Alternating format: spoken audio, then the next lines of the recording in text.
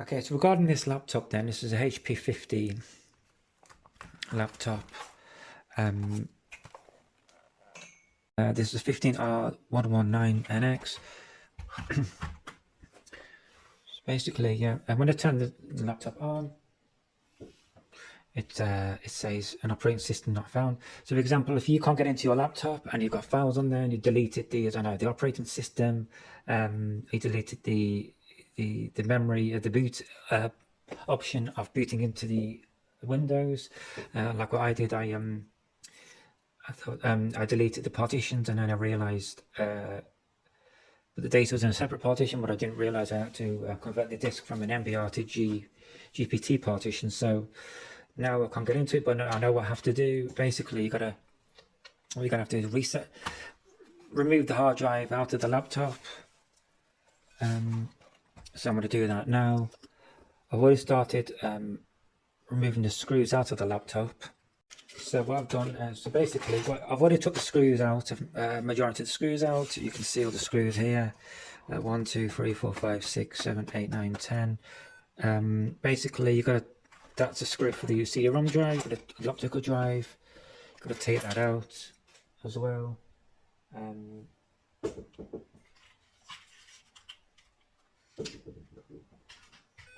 And then also you've got to take out, that's the keyboard screw. Take out the battery.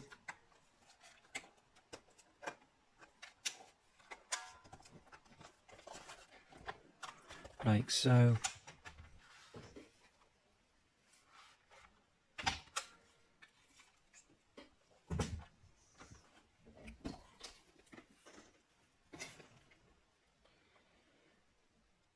So next, so what I'm going to do, also these rubber studs, you've got to take the rubber studs out. I've took one out here, because I have screws underneath these.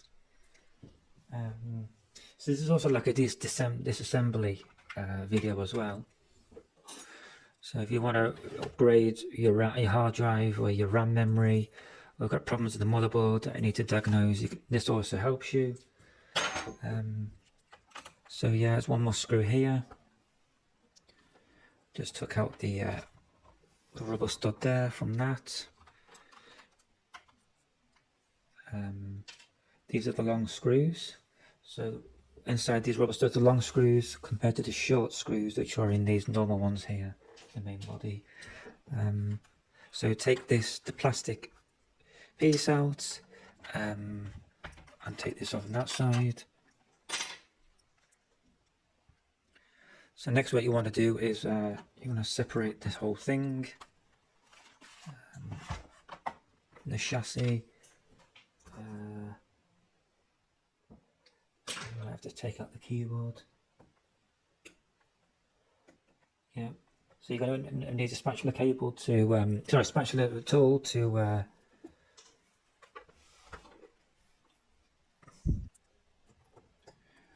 take out the keyboard, because there'll be screws underneath this one.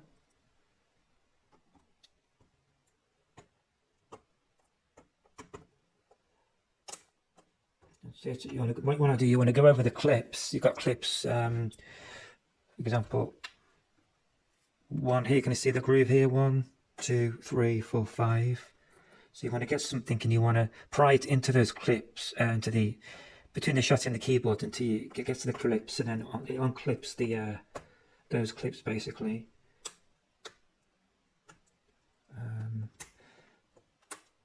And then you want to pull up as well. You want to pull up and hold it there with your finger. That's it, until you get the other one. So you're going to pry it out basically, but don't put too much force or bend the keyboard much, because it'll just bend it permanently. There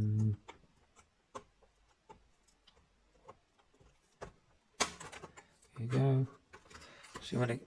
So I managed to get that open now. So what you want to do now, you want to unclip the keyboard,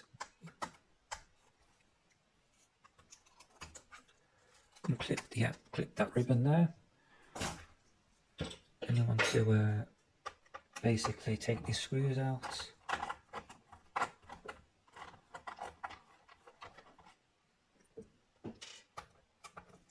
Always remember what screws go away if you can.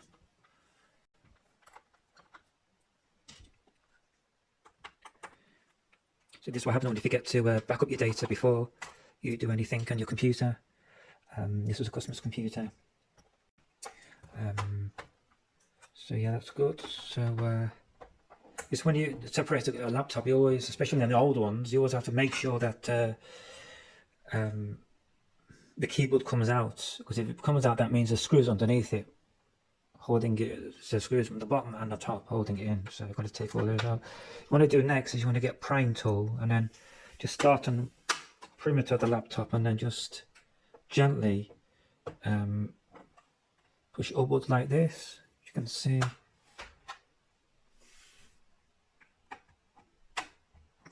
Kind of do some sort of separation.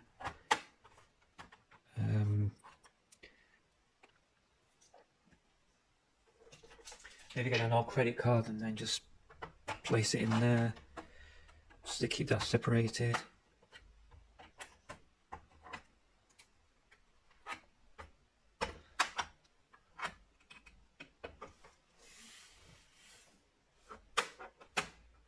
So you want to pry it open like there's almost through there. I forgot to take out. So that definitely has to come out.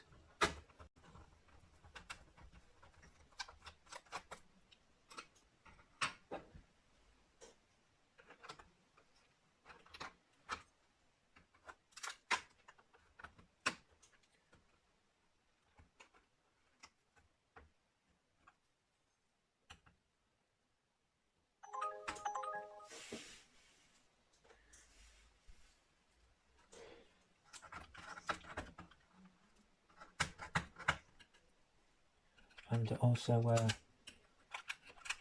these flat cables need to come out as well. Definitely need to come out, these flat cables, because they're attached to the to this panel here.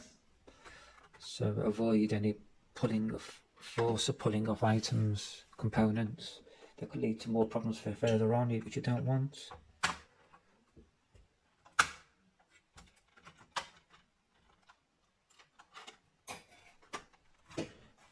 And then you want to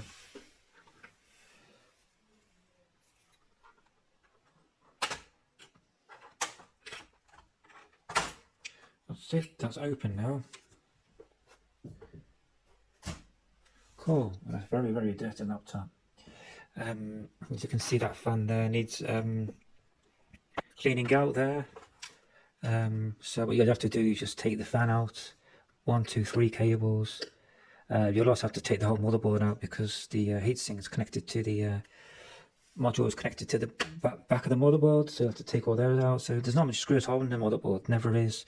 1, 2, and pry it out with you're gonna have to basically just take it out, the chassis here from the parts, separate it from there. Take the hard drive out, you just do this basically. This is a hard disk drive.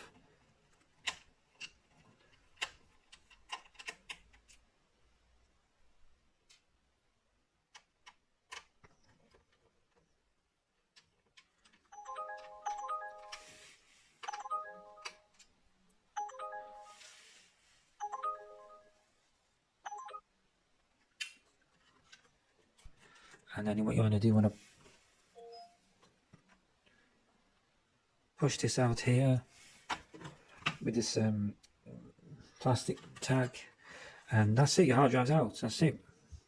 It's simple as that. And you want to replace it with a solid state drive, which the architecture is the same in terms of the connectivity. The technology works totally different now. And then you just turn it around and you place it in the same way, and then push in and put the screws back in. Simple. But yeah, I'm going to take this hard drive out, and I'm going to basically back up, connect it to my computer to back up the files. Try with the files and see how we go. So I'm just going to pack this computer out of the way and then attach it to my computer, this hard drive, with some kits. I can connect this to my desktop with this kit and then see what files it gives us. Thank you. So here's my kit here. I've got got the SATA kit here, SATA cable connected to this piece of kit, and I've got my USB cable that's going to connect to my desktop. So external to kind of internal, was all going to be on the outside of the computer. So I'm going to hook that up to my computer now. Let's see how it goes. As you can see, I've got my power cable from my desktop connected to my to an external desktop to provide power source.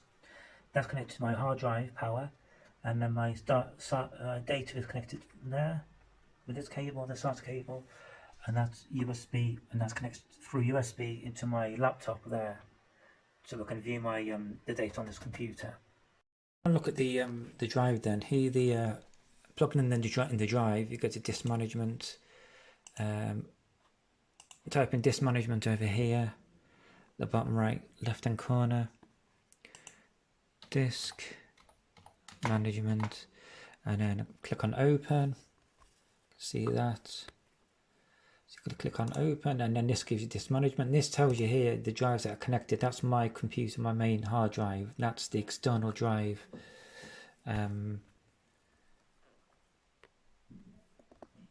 That I just plugged in. The hard drive that I want to back up is here. So I've got E, F, G partitions on this drive. I'll close that. So now what I want to do is go into one of these and just click on anything and try and back up. So go to right click, copy, send to desktop.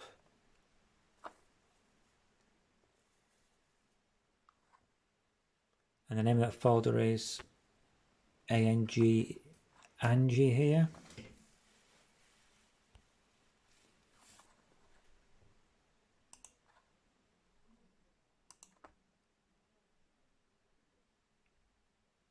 There you go. And actually what I want to do, I want to right click, copy. Actually not make a shortcut. I'm going to copy, right click on my desktop, click paste, and then it actually creates a shortcut right there. Not a shortcut, it actually copies permanently the whole folder from that hard drive location onto my computer. If you click and send to, that will only make it shortcut and it just link to the drive. You don't want that. You want to permanently copy all the content of that folder onto your desktop, so it's there. So if I disconnect my computer now,